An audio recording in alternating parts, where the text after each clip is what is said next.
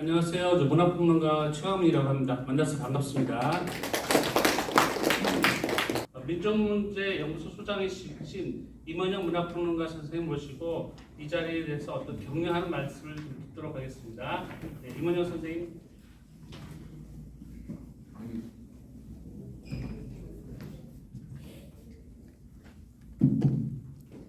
여러분 반갑습니다. 이 모임은 항상 시작할 때만 많이 되거든요. 그러니까 미리 오신 분들은 다 만점짜리고 지금부터 마이너스 10점씩 갖고 나가면 됩니다. 마시고 제가 또 여러 회원님들과 함께 오랜만에 모임들 자리에 끝까지 저녁 식사 같이 하시면 좋은데 또 무슨 행사가 하나 264 그 전집 나왔다고 그 전집 무슨 카페 뭘 여기를 가지고 그걸 또 여기 끝난 바로 가봐야 돼서 조금 늦게 시작해도 되는데 제가 자꾸 독촉을 했어요. 빨리 좀 하자고. 예, 대단히 미안합니다. 근데 사실은 시작할 때 사람 적어도 돼요. 너무 발표하는 게 중요하니까. 먼저 나중에 오신 분들에게도 제 인사 말씀을 좀 전해 주십시오. 먼저 제가 이 모임을 지금까지 줄기차게 친일 문학상 반대해오면서 활동한 덕분에 다 없어지고 이제 동인 하나만 남았지 않습니까? 다 아시다시피 그동안에 수고해 주신 우리 명무제 교수님과 권희상 시인 어디 갔어요? 권희상 시인 이 두 분에게 저기 계시네. 이 두 분에게 좀 사람은 적지만 뜨거운 박수를 좀 보내주세요. 사실 이게 나중에 누가 문학사를 서술한다면은 이런 캠페인을 굉장히 깊이 자세히 서술해 줘야 됩니다. 꼭 두 사람만의 노력이 아니고 여러분들이 참여해 주기 때문에 그게 가능했던 거고 그게 뭐 누구나 할 수 있냐? 누구나 못했어요. 그 못한 걸 말씀한 자체가 엄청난 업적 아닙니까? 그래서 저는 이걸 문학사가 꼭 소설, 시, 작품만 가지고 맨날 김수영 시동이만 떠들 게 아니라 해주는 것이 진정한 문학사가 되어야 된다. 이 문학 운동입니다. 운동 차원에서 작가 회의도 손대지 못했던 이런 일을 여러분들이 해냈습니다. 저는 연구소 소장으로서 여러분들에게 앞나선 두 분 이외의 여러 임원들 그리고 항상 보면은 일 도와주시는 분들이 항상 많지 않습니까?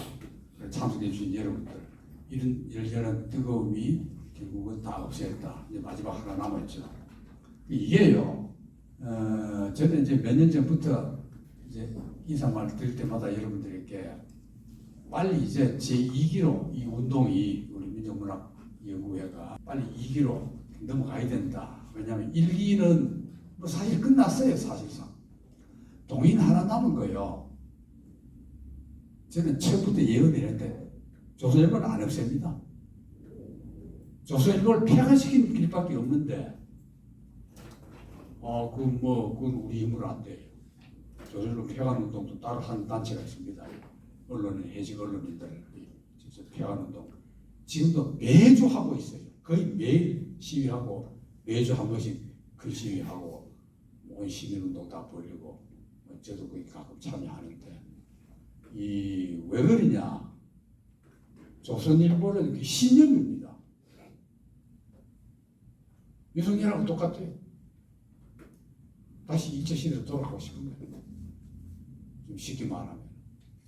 그래서 이제 그래 너는 결국 나중에 그야말로 민족사회 심판 받아라. 조선일보와 동아문학상 그렇게 해놓고 이제는 제2기로 빨리 우리 그 명문제 교수를 비롯한 여러분들이 해야 된다. 왜냐하면은 해보니까요. 이제 동인 문학상 가면 그 아직도 있나? 그 관심 있는 사람 그 아직도 있나? 이래 말하고 관심 없는 사람들은 에휴 뭐 동인 그게 친일파 아니냐? 동인이 친일파라는 건 이미 너무나 알려졌어요. 상식이 되어버렸습니다. 근데 이제 여러분들이 이제 그 최홍 교수도 너무 발표하신 분들 참 고마운데 굉장히 깊이 그러면 디테일하게 연구를 너무 많이 했습니다. 물론 앞으로 하면 할수록 더 나올 거예요.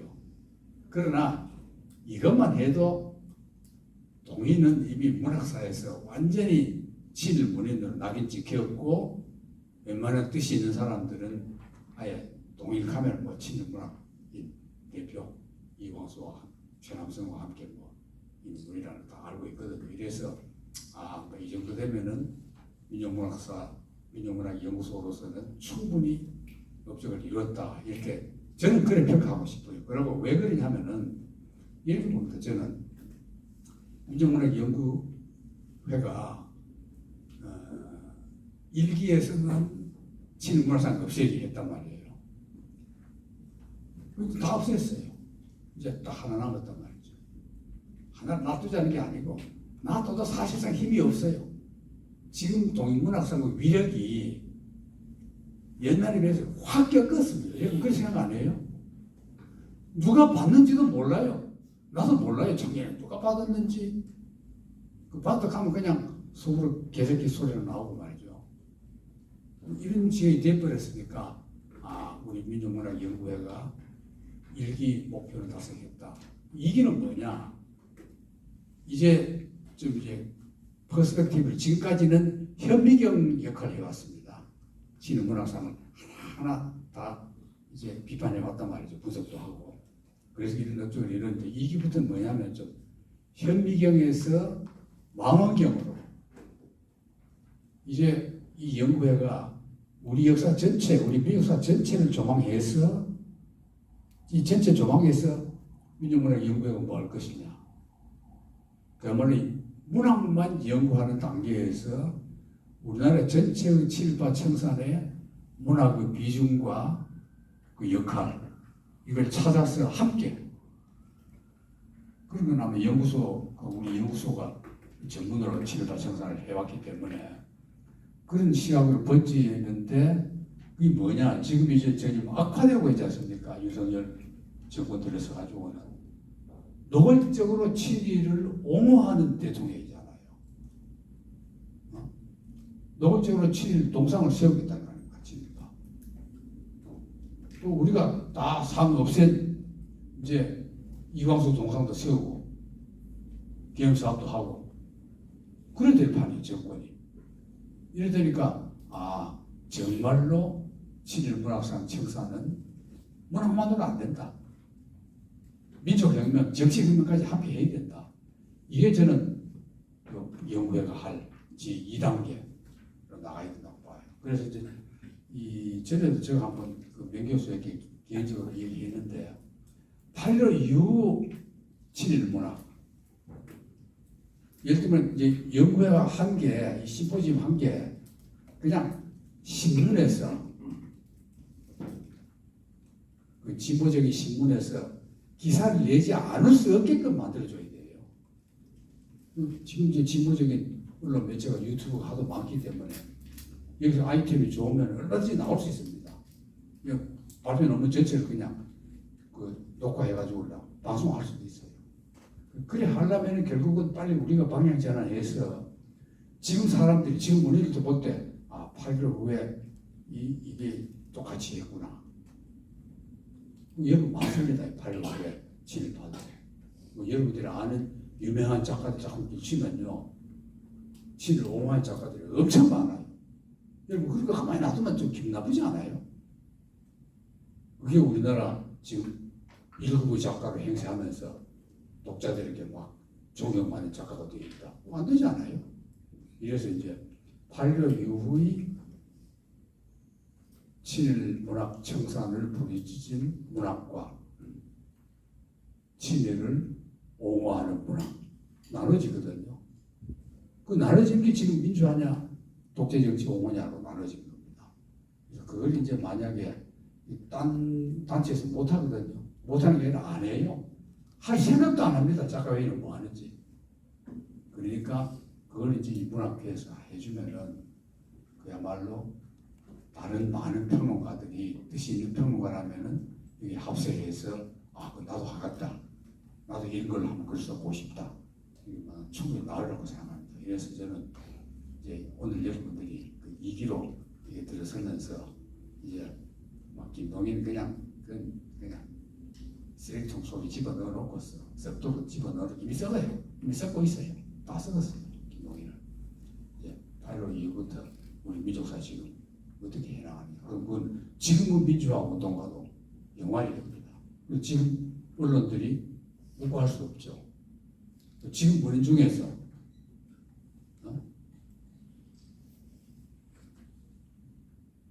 저 육사에서 동상 끌어내리는 공범도 배격하는 파들 지식 중에도 있거든요. 유성적 지지했던 문인들 그걸 명단 갖다 놓고 그냥 막 공개되고 되고. 그래서 저는 그야말로 이제 망원경의 시대로 이제 현미경은 좀 놔두고 망원경을 가지고 우리 민족사를 함께 해줬으면 하는 그런 말씀을 꼭 드리고 싶었어요. 그래서 나중에 오신 분들한테도 여러분 식사하시면서 그런 말씀 전해주시고 오늘 발표를 맡아주시고 사회를 맡아주시고 약점 토론 맡아주신 여러분들께 감사드리고 이게 오늘로서 우리가 새로운 단계를 나가보자 하는 것을 여러분 식사하시면서 좀 진지하게 논의해가지고 내년부터는 그냥 막 각종 그 유튜브 방송들이 와서 그냥 쫙 취재하도록 그런 단체로 거듭날 것을 바라면서 여러분들에게 인사 말씀 마치겠습니다. 여러분 즐거운 오후 보내십시오. 보람있는 오후를 만들어 나갑시다. 감사합니다. 원래 인사말은 한각 작가의 사무총장이신 박간서 시인께서 해주시기로 했었는데 오늘 못 오셨습니다. 그래서 권희상 한국작가의 연대활동위원장인 권희상 시인께서 대신 인사말을 하도록 하겠습니다. 안녕하십니까, 권희상입니다. 박관서 한국작가의 사무총장이 오늘 4.3 행사하고 겹쳤는데 제가 그리 가라 그랬습니다. 나도 말 좀 하자. 그래서 이쪽으로 올라가는 걸 내려가라 그랬고요. 그래서 제가 이제 말씀 잠깐 좀 짧게 드리겠습니다. 저희 이 친일문인 기념문학상 이대로 둘 것인가 이게 시작해가지고 지금 세미나를 7번 했습니다. 요 잠깐 저는 이제 소장님 말씀 다 하셨으니까 저는 저희 이제 히스토리를 잠깐 좀 말씀드려보겠습니다. 이제 친일문인 기념문학상을 이대로 둘 것인가 이런 부분에 대해서 개인적으로 혹은 뭐 부정기적으로 외침은 실제로 사실 있었는데 체계적으로 저희가 세미나하고 집회하고 언론에 알리고 우리 작가들끼리 토론하고 하게 된 거는 맹문제 한국작가회의 자유실천위원장 맹문제 교수가 할 때 저희가 본격적으로 하자. 맹문제 교수가 그 당시에 여러 가지 사업이 있었는데 그 중에 사업이 친일문학상 이거 폐지하자라는 걸 갖고 여기 지금 서서 온 분이 맹문제 교수입니다. 그 리스트 안에 들어있었습니다. 그 당시에 저도 그걸 보고 깜짝 놀랐습니다. 아니 이걸 과연 될까? 그리고 우리 또 민족문제연구소 저기 지금 서 계신 분이 우리 실장님이십니다. 박수현 실장님. 민족문제연구소에서도 그 미담문학상 이런 거, 동인문학상 이런 거 없앨 수 있겠나? 그 사람들이 물러서겠나? 다 그런 거 각오하고 갈 건데 그런 이야기도 했었고 야 이거 정말 되겠나? 이렇게 생각하고 저희가 사실 시작했었습니다. 했는데요. 누가 뭐라 해도 저희는 그런 자부심이 있습니다. 중앙일보 서정주를 기리는 미담문학상, 한국일보의 김기진 이 팔봉비평문학상 이 두 개는 아마 저희가 운동을 해서 없앤 건 맞습니다. 소장님께서 맹문제 교수나 저보고 말씀을 잠깐 거론하셨는데 실제로 우리 문학 동지들이요 집회 준비하고 세미나하고 실제로 조선일보 앞에 가서 집회하고 조선일보에서 제일 높은 놈 나오라 그래라 그러니까 기획실 부차장이 내려왔더라고요. 그래서 니 말고 더 높은 놈 나오라 해라. 그러니까 저한테 주시면 전달하겠습니다. 그러니까 매번 전달해도 꿈쩍도 안 합니다. 조선일보가. 그래서 이제 실제로 소장님 말씀대로 동인문학상 요즘 소설가들 좀 받는 거 좀 꺼립니다. 눈치도 보고요. 왜냐하면 이거 질문을 기른 상 아니냐. 이제 작가들도 그건 이제 알기 시작했습니다. 그럼 소장님 지금 가고 안 계신데 오늘 이육사 관련 행사 때문에 먼저 가시는데요. 제5회 민족일보 조용수 언론상을 수상하셨습니다. 그래서 11월 14일 화요일 날 오후 6시에 이 자리에서 시상식하고 뭐 한다고 들었습니다. 소장님 가셔서 소개를 미처 못했습니다. 그래서 저희가 이 운동을 하면서 저희가 느낀 거는 소장님 말씀대로 조선일보가 꿈쩍도 안 해요. 제가 어떤 생각을 해봤는가 하면 조선일보 그 미술관 아닙니까? 그 온화가 있고 그 앞에서 텐트 치고 농성을 할까? 제가 이제 그런 생각까지 해봤습니다.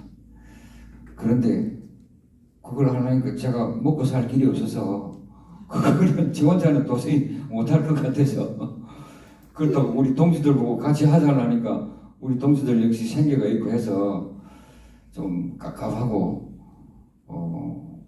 그렇지만 저희가 반드시 조선일보 동인문학상을 없애고 저희가 조선일보한테 저희 항의문을 전달할 때 조선일보 문학상을 해라 차라리 그렇지. 라고까지 저희가 요청을 했는데요. 꿈쩍도 안 한답니다. 뒤로 돌아오는 이야기를 들어보니까 이제 온화가 김동인하고 고향 그 윗대가 고향이 같다 뭐 이런 이야기를 들었습니다.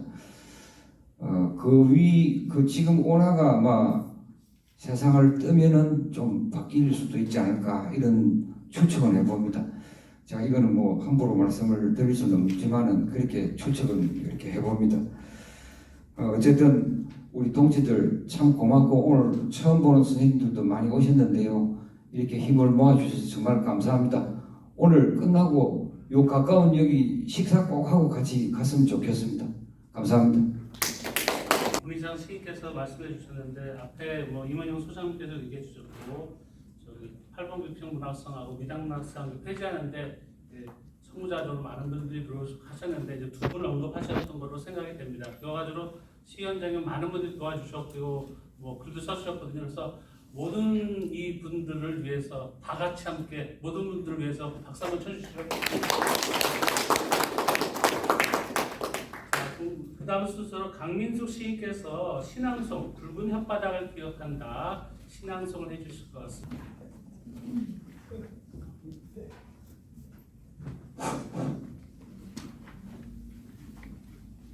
안녕하세요. 강민숙입니다.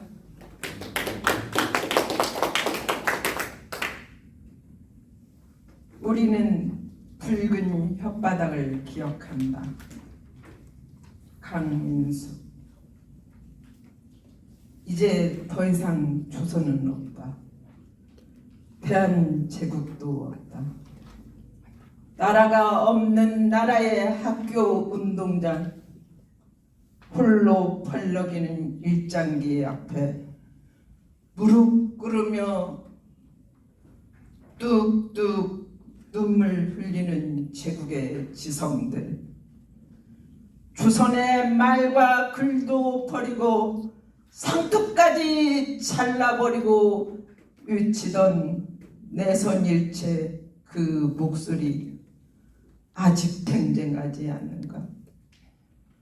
솜반도를 넘어 간도 만주 그 너머 연해주까지 일본이 되어야 한다며 부르짖던 그 소리 대동아 공영권 아비도 버리고 아비의 아비까지 버려야 한다며 붉은 혓바닥으로 조선 젊은이들을 머나먼 이국 땅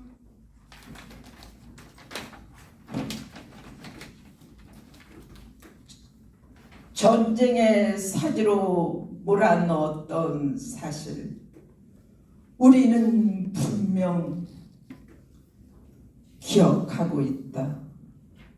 그런데 그들 앞에 우리에게 다시 무릎을 꿇으란 말인가? 헐헐 불살라버려야 할 굴욕의 역사를 불지피려는 저들은 과연 누구의 핏줄인가? 친일 부역자의 문학상은 또 누구에게 줄 수 있단 말인가? 감사합니다. 강민수 시인께서 직접 이렇게 신앙소를 해주시니까 그냥 눈으로 읽는 것보다는 더 큰 감동이 밀려오는 것 같습니다. 그 다음에 박희정 시인께서 문학의 권위와 작가의 위상을 위하여라는 시를 낭송해 드리도록 하겠습니다.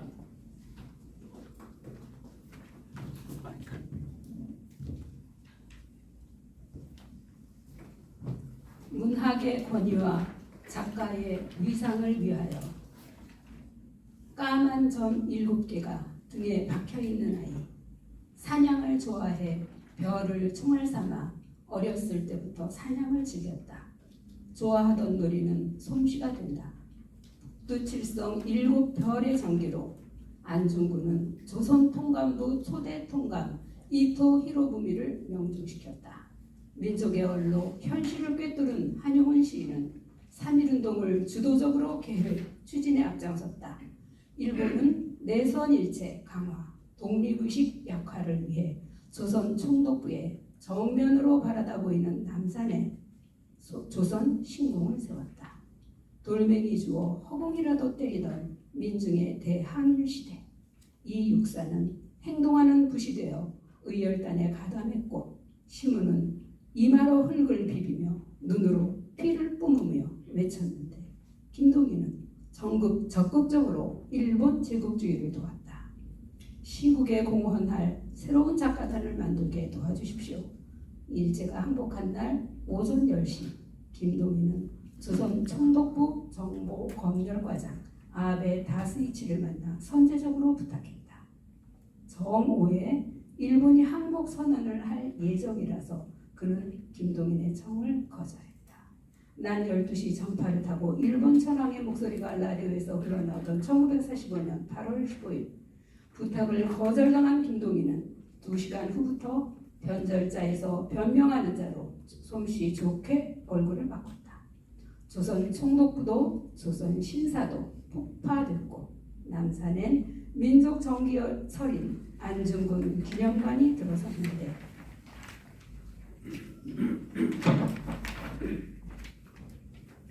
조선일보는 왜 여태껏 반민족 문인 김동인의 이름으로 친일의 맥을 잇고 있나? 작가들을 친일 명예의 전당 개미지옥으로 빨아들이며 스스로 반역사주의 신문을 자처하나? 천황폐하의 은혜와 일본의 은혜에 10,000분의 1이라도 보답하고 싶다며 조선의 징병제는 한국 시민의 특권을 획득하는 거라고 떠벌리고 다니는 김동인의 이름으로 주는 문학상을 당장 폐지하라. 태생적으로 영혼이 맑은 작가들이여 자기 합리화에서 핑계는 가까우며 변절에서 변명은 동전 뒤집기 같이 쉽다. 송경동 시인은 친일 친독재 경력이 있는 서정주를 기리는 상 자체가 부적절하다며 그 말미에라도 내 이름을 넣을 수 없다면서 후보 자리를 거부했다. 제1회 수상 후보였던 오규원 시인도 수상을 호사했다. 작가로서의 양심과 결기가 모여진 끝에 중앙일보 미당문학상은 폐지되었다. 한국일보 팔봉 비평문학상도 폐지되었다. 이제 김동인 문학상도 끝장 볼 날이 가까이 다가오고 있다. 문학의 권위와 작가의 위상을 위하여 내선 일체 앞잡이 김동인 문학상 폐지!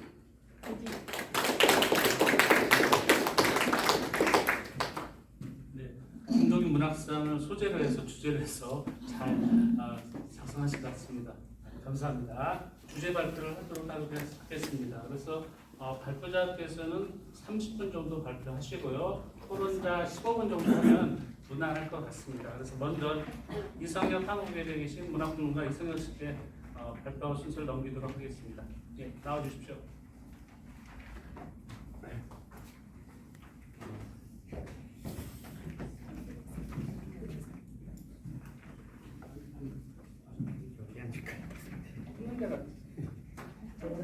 네, 네 안녕하십니까. 예, 저는 문학평론가 이성혁이라고 합니다. 네, 반갑습니다. 제가 쓴 글은요, 김동인의 소설 백마강에 나타난 내성일체의 논리라는 제목의 글을 작성했는데 사실 좀 죄송스럽게도 이렇게 좋은 글을 뭐 전에도 좋은 글을 발표한 건 아니지만 좀 이렇게 튼튼한 글을 못 쓰고 여러 가지 개인적인 사정하고 제가 좀 시를 주로 시에 대해서 글을 써 와서 그런지 어떻게 써야 될지 잘 모르겠더라고요. 이 소설 그래서 좀 좋은 글을 발표하지 못하는 것 같아서 좀 이렇게 뜻깊은 자리에서 죄송하다는 생각이 들었습니다. 예, 그래서 이제 그 5페이지에 글이 실려 있는데요. 시간을 봐야 돼. 방금 말씀드린 것처럼 어떤 좀 연구 논문이라기보다는요, 저의 그냥 독서 노트, 그냥 한 사람의 독자로서 그런 정도 성격의 그 정도를 썼습니다. 근데 이제 이 백마강에 대해서 쓸 생각을 한 거는요, 우리가 이제 그 연구 세미나를 계속 해왔지만 좀 백마강 아마 이게 소설 그 친일 소설, 그러니까 친일의 의식이 작품으로 화한 것은 이 백마강이 굉장히 대표적인 것 같습니다. 근데 그게 좀 논의가 되지는 않았던 것 같아가지고 요걸 가지고 한번 써봐야겠다라는 생각을 하셨습니다. 근데 주 1번 보시면은 이제 학술 논문, 제 글은 그냥 이번 이 자리에서 백마강이라는 소설을 좀 소개받는다, 이 정도로 생각하시고 좀 더 깊이 있는 글을 보고 싶으시면 여기 연구 논문을 좀 이렇게 올려놨거든요. 학술 논문도 그렇게 많지 않더라고요. 근데 여기 보시면 굉장히 좋은 논문들이라고 생각합니다. 이 논문들을 더 참조를 하시면 좋지 않을까라는 생각이고요. 그래서 이제 그 소개를 드리면은요, 백마강이 그 매일신보 1941년 7월 24일부터 42년 1월 30일까지 연재되었습니다. 그리고 3년이 지나서 이제 남창서관이라는 곳에서 이제 그 단행본으로 출간되었는데요. 저는 이제 연재 소설을 읽지 못하고 그 단행본으로 출간된 소설, 내가 책을 안 가져왔네. 그 조선일보사에서 김동인 전집이 나왔잖아요. 예, 그 전집에 실려 있습니다. 백마강이.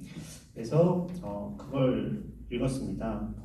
근데 굉장히 그 차이가 꽤 있다고 합니다. 이따가 아마 질문하실 것 같은데 그래서 그 차이에 대해서는 내가 조사한 건 아니고 되게 꼼꼼하게 조사한 논문이 있어서 그걸 좀 소개시켜 드릴 생각입니다. 그리고 이제 그 단행본하고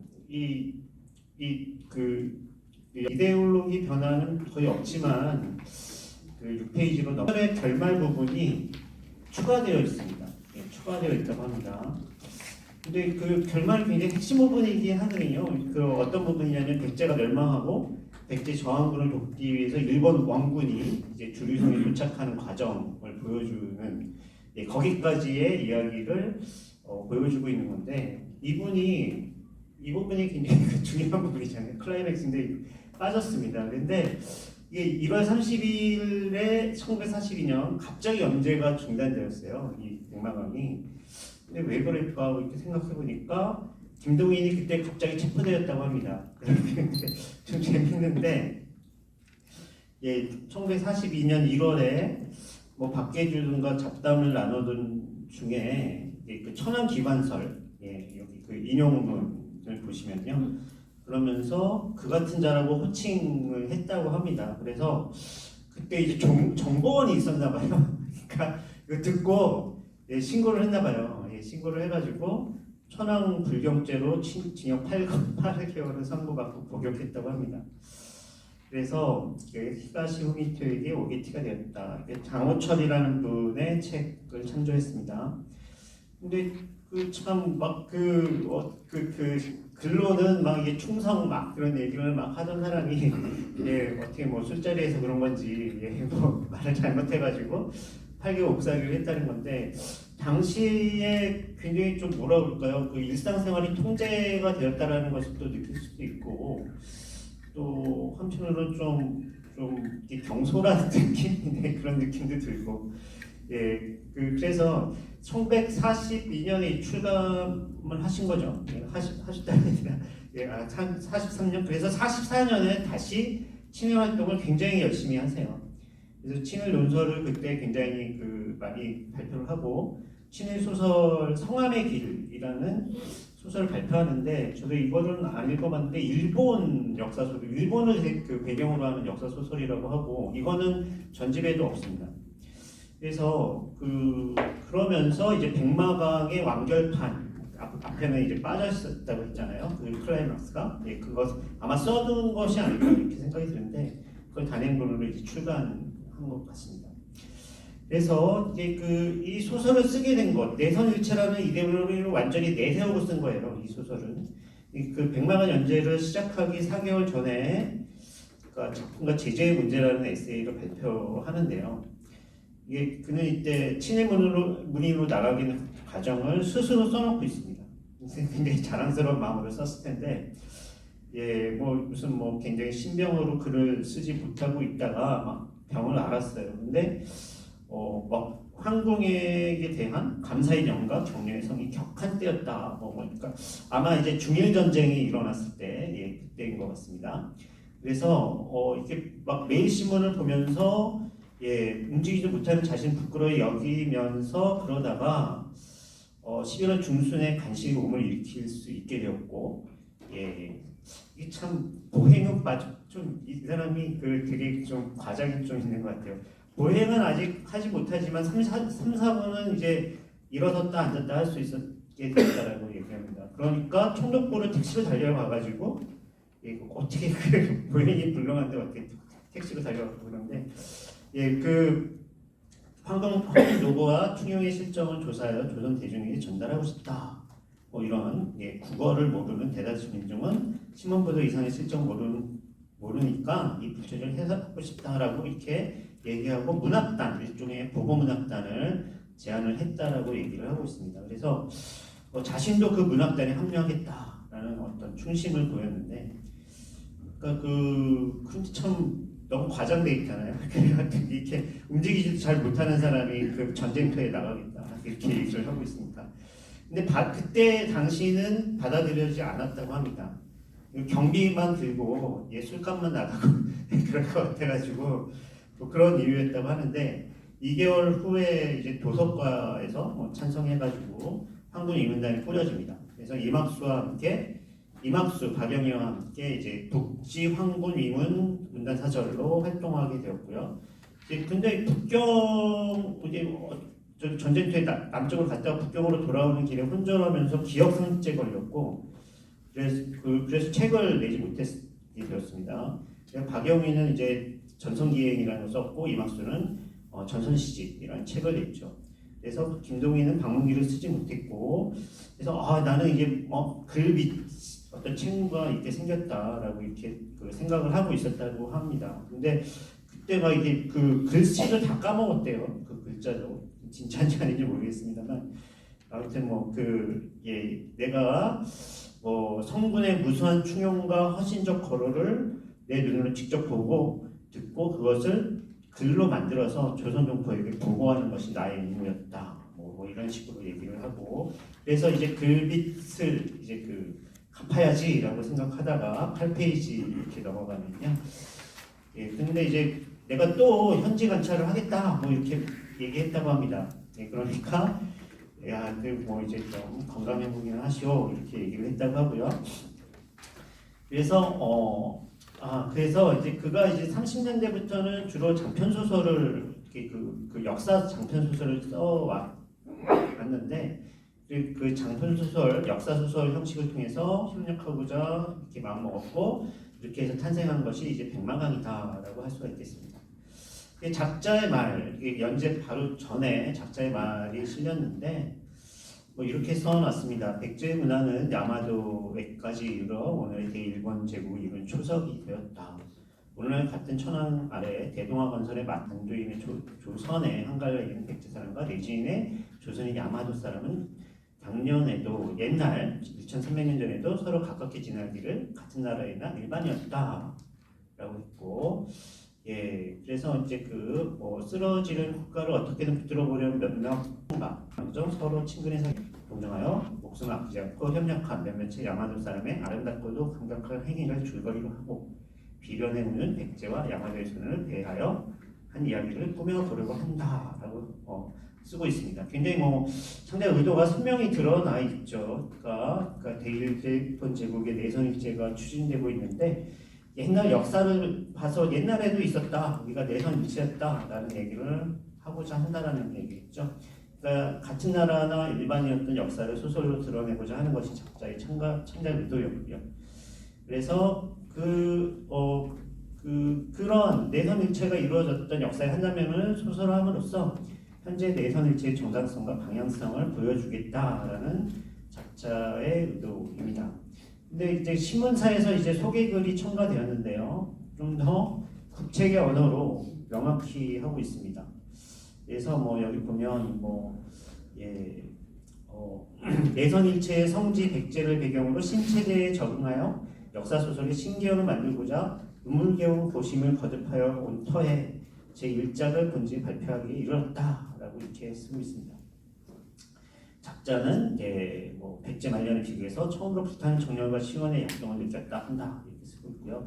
이 당시에 1939년, 그러니까 허병식이라는 분의 논문에 따르면요, 그러니까 총독부가 부여에 이제 부여 신궁 설립 계획을 발표를 하고요. 이 신궁을 내선일체 강화 철저의 정신적 전장으로 삼고자 했다고 합니다. 그래서 부여는 우리들 아스카 문화의 원천지로 소개하는 등 내선일체의 역사적 기원을 증명하는 성지로서 창조되었다고 합니다. 그래서 여기 성지 백제라는 말이 나오는데 그 말은 이러한 당시 상황을 배경으로 나온 말이고요. 예, 그래서 이 신문사 소개글은 그 시대의 의미를 역사 소설의 그 신체제 시대라는 그 시대적 의미를 확실히 하고 있습니다. 그래서 이제 백마강이 친일 국책에 상응하는 작품이라는 것을 소개글이 증언하고 있다라고 할 수가 있겠고요. 그 신체제의 이데올로기 중에서 핵심은 부여를 상징적으로 내세우면서 설파되기 시작한 내선 일체론이마 백마강은 이 부여에서 이루어졌던 아름다운 내선일체의 장면을 보여줌으로써 조선인의 마음에 내선일체 이데올로기를 깊이 뿌리박겠다는 문학적 시도의 산물이다라고 할 수 있겠습니다. 그런데 이 내선일체 논리는 어떻게 드러나고 있는가라고 보면요, 그러니까 사실 소설은 읽어보시면 그렇게 뚜렷하게 이렇게 막 많이 등장하지 않습니다. 내선일체 되게 통섭적인 좀 그런 역사 소설이라고 할 수 있겠는데요. 그러니까 이제 아마 이제 백제와 일본 청년들의 우정이 나오고요. 소설의 결말에 이제 일본 원군이 도착하는 그런 장면이 나오고 인물의 대화 등에서 이렇게 드러나고 있고요. 근데 소설 전반은 좀 백제 궁정에서 일어나는 어떤 음모 이런 거 있잖아요. 이런 것이라든가 삼각관계, 이런 것이 사실 주된 사건 플롯이라고 할 수가 있겠는데, 여하튼 일단 줄거리를 보시면요, 이거를 읽지 않겠습니다. 그냥 쭉 읽어보시면 아무튼 그 80페이지로 넘겠습니다. 그래서 여기 줄거리 내에서 줄거리 그냥 넘어갈게요. 여기 보면 또 다른 어떤 에피소드, 다양한 사건들이 이렇게 같이 엮여가지고 전개가 되고 있는데요. 그러니까 되게 통속적 흥미를 살리기 위한 에피소드들이라고 할 수 있겠고요. 그러니까 이제 이런 에피소드들은 내선일체의 논리와는 직접적인 관계는 없지만, 그러니까 어떤 통속 소설적인 어떤 그런 의미라고 할 수가 있겠습니다.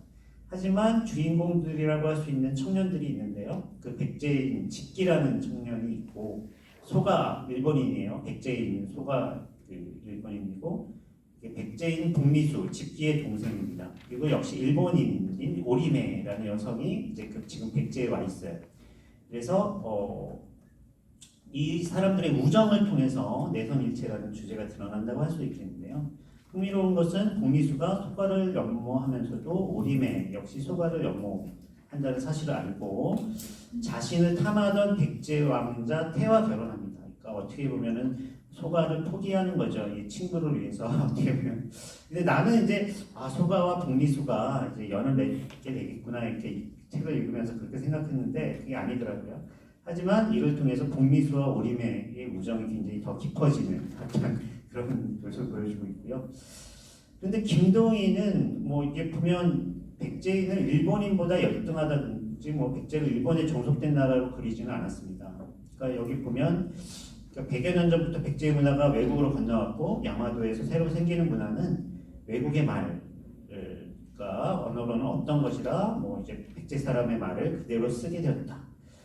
예, 그래서 크다라 말 그대로 와전된 것이 적지 않았다라고 이렇게 앞부분에 그런 얘기를 하고 있거든요. 그러니까 문화학술기에 방문의 경우는 백제 계통의 말이었고 상류사회에서는 학문을 배우기 위해 백제만을 힘써 배우고 쓰게 했다라는 얘기예요. 이 그 해설자, 이 전집의 해설자 이성경 선생님은 칠일문학을 쓰던 김동인의 최소한 오기로도 볼 수 있으나 실상은 내선일체의 역사적 장애성을 뒷받침하는 소도구일 뿐이라고 꼬집고 있는데요. 저도 이제 동의하는 바고요. 그 당시 이제 백제가 선진문물을 일본에 전달했다라는 뭐 이런 서술은 부여를 성도라고 치켜세우던 일본 당국의 이데올로기와는 배치되지 않았던 것 같습니다.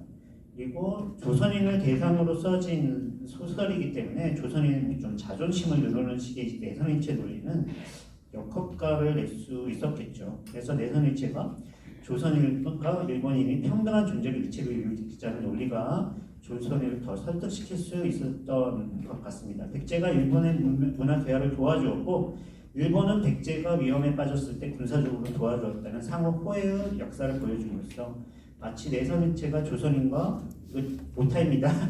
예, 일본인이 조선인과 일본인이 평등하게 합체되는 것이라는 환상을 조선인에게 심어줄 수 있었습니다. 일본 서기에 근거하고 있는 위의 서술, 일본 서기에 이게 이런 내용이 있나 봐요. 그래가지고 그 얼핏 조선의 위상을 높이는 것처럼 보이지만 사실은 내선일체 이데올로기의 환상을 유포하는 효과를 가지고 이 백마강이 일본 서기를 굉장히 많이 참조를 했다고 합니다. 이제 논문을 보면요, 거기 보면 사실 백강이라고 불렀대요. 이게 금강이죠. 그 당시 이제 백제 강이라 해가지고 금강을 이제 백강 또는 백총강이라고 이렇게 불렀는데 또 백마강이라고 이렇게 불렀던 모양입니다. 일본 서기에는 그렇게 백총강, 백강 이렇게 불렀는데요.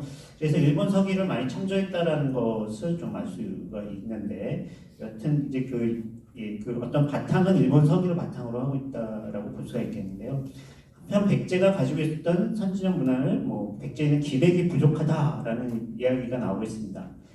나는 이 크다라라는 크다라가 이제 일본이 백제를 부르는 이름이었다고 합니다. 마음에 안 든다. 그러면서 왜 이 나라 사람에겐 기백이 부족하냐? 같은 동명제를 조상으로 한 고구려 백제의 기백이 왜 그다지는 다르냐 말이죠. 이 김동희는 또 고구려는 굉장히 또 높이 평가합니다. 이제 자기 고향이기도 하고 그래서 그런지. 그런데 사실 44년에 을지문덕에 관련된 소설을 이제 처음 연재를 하다가 정지당했어요. 정지당해가지고 다시 일본 역사를 대상으로 한 또 소설, 아까 무슨 제목도 까먹었네. 그 소설을 썼는데요. 여하튼 이 나라가 얼마나 위대하고 훌륭한 나라인지, 이 나라를 위대하거나 상업학교사야 비로소 이런 내 나라의 수치라는 걸 알 게 아닌가, 이런 얘기를 하고 있습니다. 그러니까 백제에 대한 이러한 평가가 조선민족 전체에 대한 결합을 의미한다고 말할 수는 없겠죠. 소가는 고구려 기백을 높이 평가하고 있긴 합니다. 하지만 이 백제의 기백 결합 그리고 자기 나라에 대한 자존감 결합은 야마도를 백제가 따라야 모범으로 돋보이도록 하는 효과가 있고요. 야마도에 있는 자존감과 함께 충의를 지키며 기백도 있는 존재로 등장하는 것입니다. 소가가 그러한 야마도인의 성품을 보여주는 대표적 인물이고요. 소설의 후반부에서 백제가 나단 연합군에게 위험에 빠졌을 때 그는 자신의 몸을 던지는 모습을 선명하게 보여줍니다. 그러니까 기백과 애국심 모두를 보여주는 이 야마도인은 백제인. 그러니까 1940년 때 조선인이 따라야 할 모범이 되겠죠. 위기에 빠진 백제를 도와 나당 연합군의 포위망을 뚫기 위해 소가처럼 자신의 몸을 바친 외국인에 대해 집기는 되게 고마움을 느낍니다. 예, 보시면 그냥 넘어가겠습니다. 예, 되게 고맙다 그런 내용이고요. 12페이지 넘어가면요. 그래서 그 외국인의 성품은 백제인이 따라야 할 전범이고요. 예, 외국인은 자신의 몸을 내줘 백제를 도와주고 있으니 되게 고마운 존재죠. 사실 그 일본의 조선 식민 통치가 자칭 보호구에서 출발을 했던 것이죠. 마치 소가 외국인들이 당나라 군대와 싸움에 백제를 돕는 것처럼 조선은 중국과 러시아 등의 강대국부터 보호하겠다면서 일본은 조선의 주권을 강탈하기 시작했죠. 이를 볼 때 소가 등의 외국인이 당군의 포위망을 뚫고 나가는 후방 장면은 구한말에 이루어진 식민화에 대한 미화의 논리를 품고 있다고 할 수 있습니다. 조선의 식민화는 강대국들로부터 조선을 지켜준 고마운 일이라는 어떤 논리가 있습니다. 그리하여 일본이 조선을 삼켜버렸지만 내선 일체의 논리는 일본과 조선은 고대부터 한 형제와 같은 존재였기 때문에 그 흡수는 국가 반탈이라기보다는 조선과 일본이 고대 때처럼 다시 하나가 된 경사스러운 일이라는 논리가 됩니다. 그리고 김동인은 야마도와 손해진 의장왕에게 야마도의 관계를 복원해야 한다고 말하는 춘신 복신의 입을 빌어 원래 백제와 야마도를 한 푸질이라고 할 정도로 끈끈한 관계라고 말하고 있습니다. 여기 보시면 예, 굉장히 좀 끈끈하다. 예, 어떤 그 위에와 아래가 한결같이 어느 족속인지 구별치 못한 종족들이 다만 나라를 각각 관리하기 때문에 내 나라 구별할 것뿐 본시로 말하자면 형아 아우야 하고 지낼 사이올지다라고 이렇게 그 의자왕에게 복신이 일본과 그 관계를 이렇게 아주 강화해야 된다 뭐 이런 얘기를 하고 있습니다. 백제와 야마도의 왕가가 혈통상으로 섞여 있고 양국 백성 사이도 교류가 있었다라는 진술은 양국이 평등한 관계를 맺고 있다는 인상을 줍니다. 내선일체의 역사적 근거를 대기 위한 이 진술은 내선일체 이데올로기의 환상을 대표할 뿐입니다. 나아가 이 진술은 한결같이 어느 족속인지 구별치 못한 두 족속이 한나라를 이룬다는 것은 자연스러운 일이라는 논리도 내포하고 있습니다. 그렇기에 힘이 약한 아우나라의 조선을 형나라의 일본이 강대국부터 보유하기 위해 흡수해도 그것은 식민화가 아니라 원래의 상태로 돌아가는 일이 되는 거죠. 나아가 이는 기백과 충성심 및 충만한 일본이 조선과 다시 하나가 됨으로써 부족했던 조선의 기백을 대신 북돋는 일이기도 합니다. 백제가 기백 없다는 소가의 말은 중국에 종속되었던 구한말 조선의 기백 없음을 연상케 하고 하는 것인데요. 다음과 같은 소가의 말에서 구한말 조선을 떠올리게 되는 것은 자연스럽습니다. 여보게 짓기 우리 야마도나 크다란 신라는 모두 영토에 호령하는 임금이야. 왜 그의 한 토의 천자에게 허리를 굽히냐 말을 때 이렇게 얘기를 합니다. 그리고 우리 야마도 우리 야마도의 밑가도 이게 천자인가 봐요. 그 일본 사람들이 얘기하는 천자를 얘기하는 건데 밑가도라는 게 그러니까 신성하신 분이 저 새로 선 수나라 천자 따위로 후배로 어린애로 보시거든 이렇게 자기 나라 왕은 그렇다는 얘기죠. 왜 백제 신라는 그렇게 이렇게 굽신거리냐? 저 중국에 야마도가 나당 연합군에 침공당한 백제를 돕는 행위는 일본이 조선을 돕는다는 명목으로 청인전쟁을 일으켰던 역사를 상기시킵니다. 한 토의 천자에게 허리를 굽히는 백제는 청에 종속되어 있던 조선을 가리킨다고 할 수 있습니다. 백제와 같은 약속 위에 군림하려는 당나라에 맞서 싸우는 야마도는 현재 중국과 싸우는 일본을 상기시키기도 합니다. 신성한 야마도의 왕은 수나라 천자 따위는 후배로 어린애로 보는데 이는 당시 제가 어디서 봤는데 일본 어떤 장군이 중일전쟁을 일으키면서 이렇게 얘기를 했다고 해요. 동생인데 중국은 너무 잘못하고 있다. 그래가지고 뺨 한 대 때려 주려고 우리가 전쟁을 일으켰다. 이런 식의 논리를 펼쳤던 것을 생각하게 되는데 이 진술에 일본은 대국의 압제에 저항하는 정의로운 나라이며 일본은 형제와 같은 조선을 그 압제로부터 해방시킨 나라는 논리가 숨어 있습니다. 이에 내선일체는 조선이 일본에게 동화해야 하는 일이라는 논리가 도출되게 됩니다.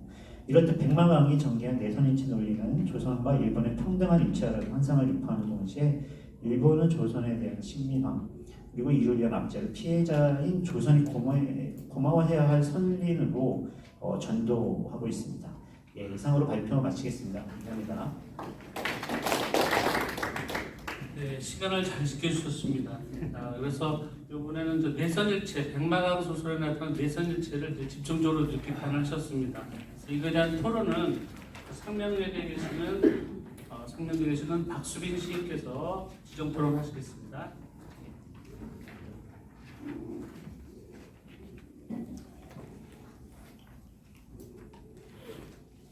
안녕하세요. 소개받은 박수빈입니다. 이성영 선생님의 발표 잘 들었습니다. 선생님은 김동인의 친일소설 백마강을 내선일체의 관점에서 다루고 있습니다.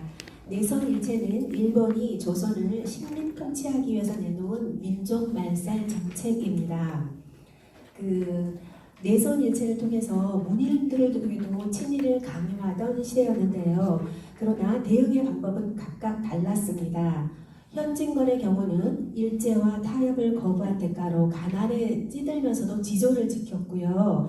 황순호는 일본을 찬양하는 글을 쓰느니 붓을 꺾으면서 잔행을 했습니다. 이효석은 친일 행위를 부끄러워하는 말을 했고 반성을 했었고요. 그다음 채만식은 친일 행각을 하고 나서 나중에 뉘우치면서 그 민족의 죄인이라는 소설을 쓴 것으로 압니다. 반면 김동인은 본격적으로 친일을 자행했고 말년에도 모양새가 좋지 않았습니다. 김동인은 임종국이 나중에 평안글에서요. 조선의 역사 소설은 마침내 김동인에 의해서 조선 역사를 버리고 일본 역사에서 취재한다라는 그런 넌센스라는 표현을 에서도 알 수 있습니다. 실제로 이렇게 완결된 대표적인 작품이 지금 이성혁 선생님께서 발표하신 백마강입니다. 이 소설을 쓴 이유를 내선일체의 성지 백제를 배경으로 신체제에 즉응하여 역사 소설의 신기원을 만들고자 함이라고 밝히고 있습니다. 백제 멸망 이후에 일본군이 백제 부흥군을 보냈다며 급기야 이 소설을 통해서 부여에다 신사를 만들자고 했습니다. 1948년 3월부터 1949년 8월까지 신천지의 산문, 문단 30년의 자취 등을 발표하면서 자신이 일제강점기에 저질렀던 친일 행동을 반성하기는커녕 그냥 변명하는 글을 썼습니다. 일제 말기의 친일 행위는 민족 해방을 위한 결단이자 고육책이었고 조선어와 조선 소설을 지키기 위한 체제 내적 저항 행위라고 합리화를 하고 있습니다. 이와 같은 김동인의 행적을 보면서 저는 이성혁 선생님의 발표 취지에 깊이 공감합니다. 그래서 선생님의 글에서 도입부에 그대로 쓰셨듯이 그동안 백마강에 대해 본격적인 논의가 없었거든요. 그래서 저도 그래서 선생님 발표문을 들으면서 집중적으로 논의되기를 기대했습니다. 백마강의 본격적인 논의를 위해서 매일신보에 연재되었던 지면과 나중에 단행본으로 묶여나온 판본을 비교 분석하고 그 단행본에 추가된 13장과 14장이 어떤 면에서 핵심이 되는지를 그 소설의 지문이라든가 대사라든가 인물 묘사의 특징이라든가 이런 것들을 조목조목 분석해 주셨으면 더 좋았겠다라는 생각을 합니다. 개작하기 이전과 이후의 사례를 들어 어떤 소설적인 전략이 숨어 있었으며 그 효과는 무엇인지 구체적으로 궁금해서 제가 더 듣고 싶습니다. 이성혁 선생님께. 그리고 그러면은 저와 이 모임에 오신 여러분들도 그 이해를 더 많이 돕고 도울 수 있을 것 같아 추가로 말씀해 주시기를 부탁드립니다. 예. 그 다음에 백마강의 작품은 탄생 매우 정치적인 배경을 갖고 있다고 생각됩니다. 일본 서기의 영향을 받아서 창작되었고 그다음에 일본에 그런 일본 서기가 있다면 우리에게는 삼국 사기가 있으니까 이거를 비교하는 것도 의미 있는 연구가 될 듯합니다. 백마강은 일본과 친밀한 관계에 있었던 백제사, 그 중에서도 일본과 공동 운명체적 관계에 있었던 백제의 마지막 왕조를 다루고 있다는 점에서 내선일체 지향한 친일 역사 소설이 분명합니다. 내선 연애나 내선 결혼의 서사 그리고 삼각관계의 설정은 흔한 구성이지만 선생님께서도 쓰셨듯이 내선일체의 주제를 더 뚜렷하게 하기 위해서 소가하고 복리수가 연을 맺어지는 게 아니고 선생님과 아까 발표에서도 나왔듯이 그 의의 전개가 됩니다. 그러니까 우정을 더 앞세워서 백제인 복리수가 일본인 소가 맺어지는 게 아니고 복리수의 일본인 친구 우리네 하고 더 친하게 지내는 거는 여성 간의 우정이 더 강조되는 것으로 나옵니다. 그러니까 소가를 이제 양보한 것은 이성 간의 애정보다는 여성 인물 간의 우정이 부각되는 게 아닐까 저도 그렇게 생각을 했습니다. 일본이 백제를 지원하여 나당 연합군에 대항하는 혈맹 혹은 운명 공동체적 모습을 부각하는 것과 괴를 같이 한다고 생각합니다. 예, 그리고 끝으로 질문은 선생님께서 발표하셨을 때에 오타했었고 그걸 정정하시면서 그대로 발표를 했어요. 그러니까는 그 끝 질문을 안 해도 제가 될 거라고 생각을 합니다. 예, 좋은 답변을 기다리겠습니다, 선생님. 예, 감사합니다. 네, 감사합니다. 이제 좋지 않은 글을 또 이렇게 열심히 읽어주시고 또 토론문까지 만들어주셔서 정말 감사합니다. 제가 이제 그 질문 중에서 이제 개장 문제가 지금 그 질문의 핵심인 것 같습니다. 그 인물 간의 우정이 부각되는 것은 저도 그렇게 생각합니다. 예, 그러니까 결혼시키는 것보다 우정의 사이를 만드는 거니까 그 남자 주인공도 이제 일본인 남자와 그 소가라는 애가 좀 중심 인물인데, 그러니까 그 우정을 굉장히 중시하고요. 그 여자들 그 결혼시키는 거는 뭔가 좀 꺼림칙한데 저도 그 의도는 잘 모르겠는데 아무튼 네, 우정을 더 그 부각시킨 것 같고요.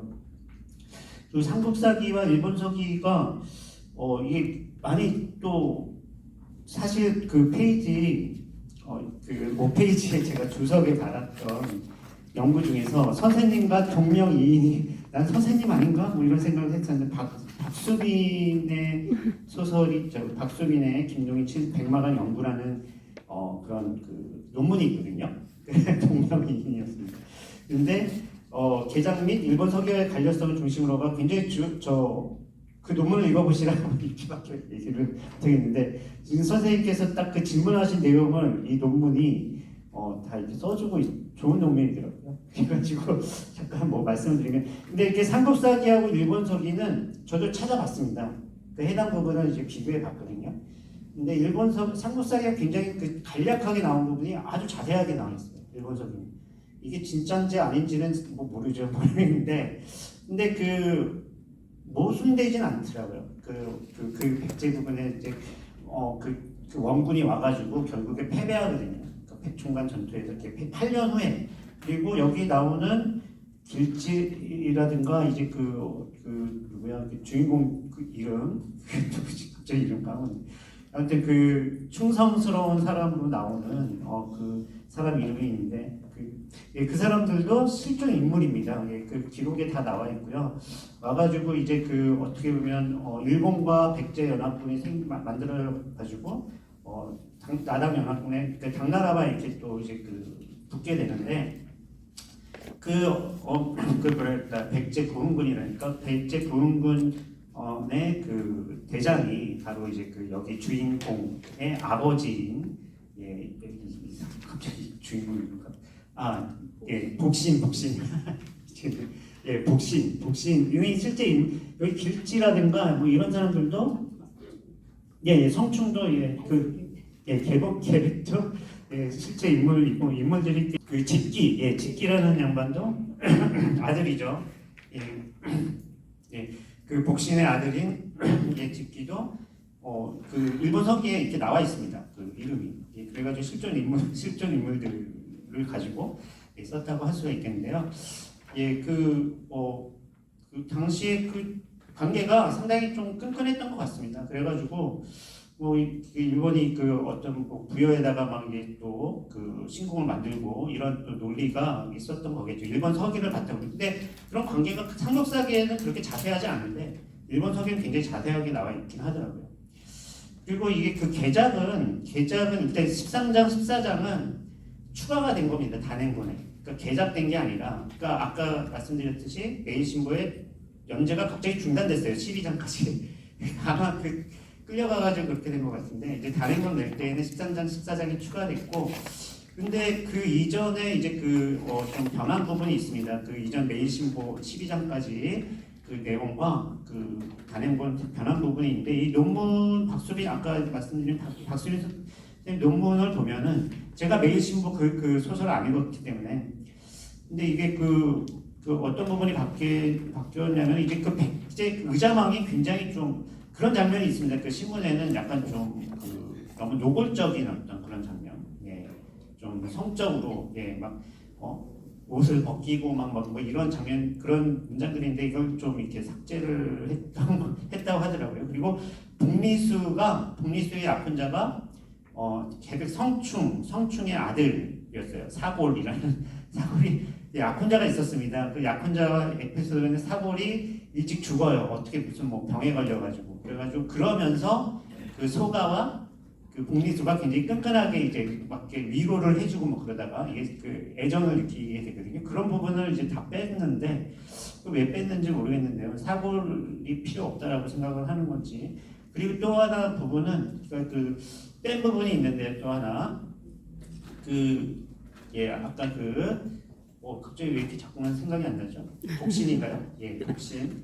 복신이 이제 그 부인이 죽고 이제 그 머리를 깎고 중이 됩니다. 중이 돼가지고 이렇게 떠돌아다니다가 뭐 이상한 어떤 무슨 도사 같은 사람과 만나가지고 뭐 그런 이야기가 있어요. 그런 이야기도 다 뺐다고 합니다. 저는 잘 모르겠는데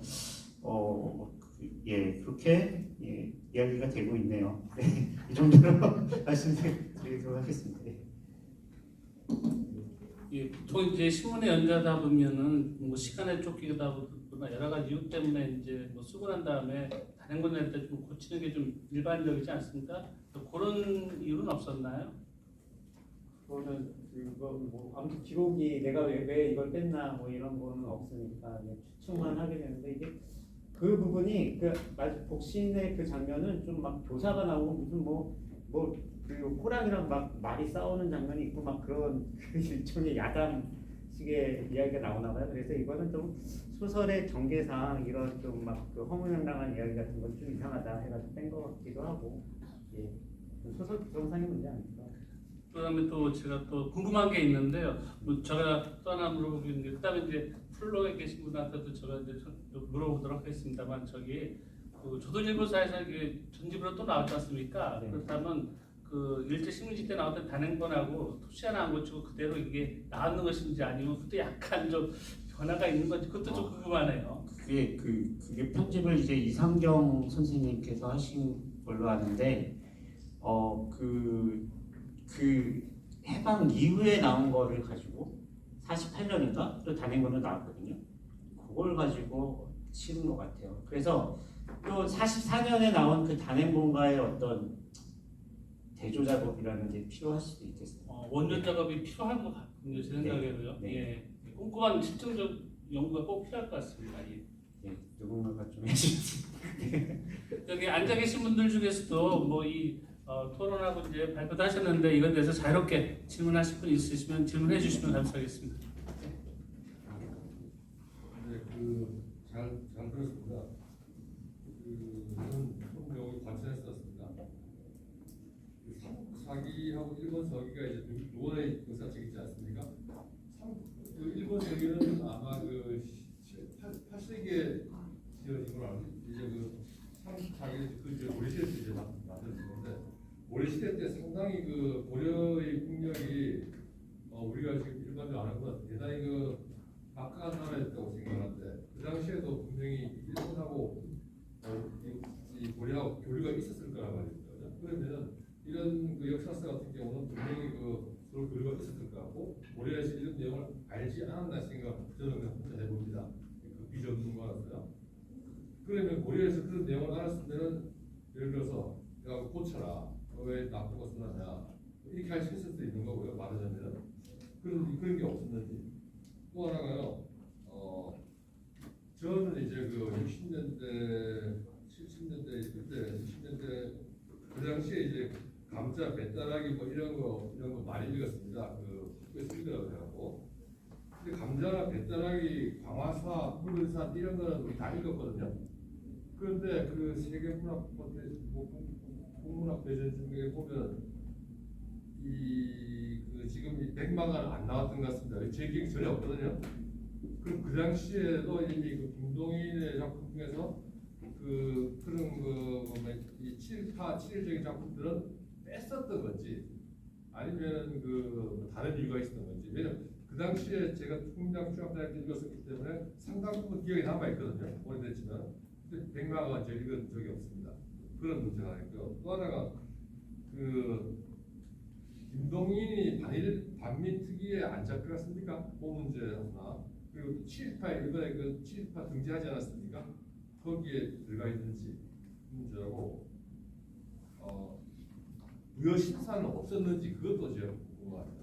이상입니다. 사실 일본서기에 대해서 그냥 일본서기는 이 백제에 대해서는 굉장히 어떻게 보면은 일본서기는 이게 뭐 조공을 바친 나라들로 막 이렇게 나오거든요. 그러니까 백제 신라가 그런데 백제 이제 멍군을 보내준 거는 이제 사실인 것 같고. 네.